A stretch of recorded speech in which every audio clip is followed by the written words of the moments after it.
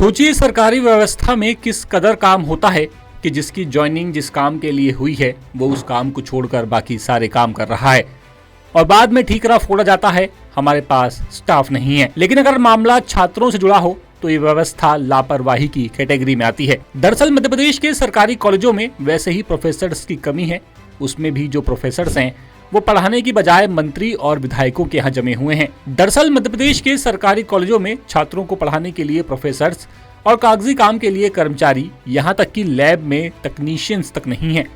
सरकार की रिपोर्ट बताती है कि मध्य प्रदेश के सरकारी कॉलेजों में 7,400 से ज्यादा प्रोफेसर्स के पद खाली हैं।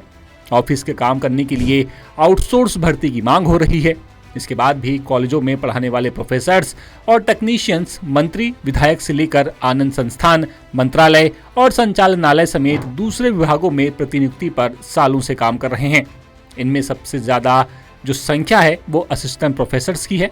करीब 73 सहायक प्राध्यापक यानी कि असिस्टेंट प्रोफेसर कॉलेज के बजाय अलग अलग विभागों में काम कर रहे हैं। इसके अलावा 33 प्रोफेसरों ने सरकार के अलग अलग प्राधिकरण के साथ साथ दूसरे राज्य तक में प्रतिनियुक्ति ले ली है। इतना ही नहीं, लैब टेक्नीशियंस और दूसरे कर्मचारियों का भी यही हाल है। ये लोग भी दूसरी जगह पोस्टेड हैं।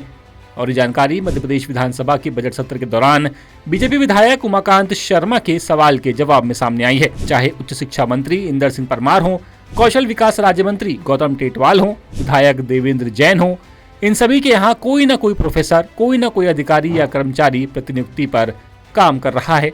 और दूसरी तरफ सरकारी कॉलेजों का हाल ऐसा है कि पढ़ाने के लिए स्टाफ ही नहीं है। लेटेस्ट,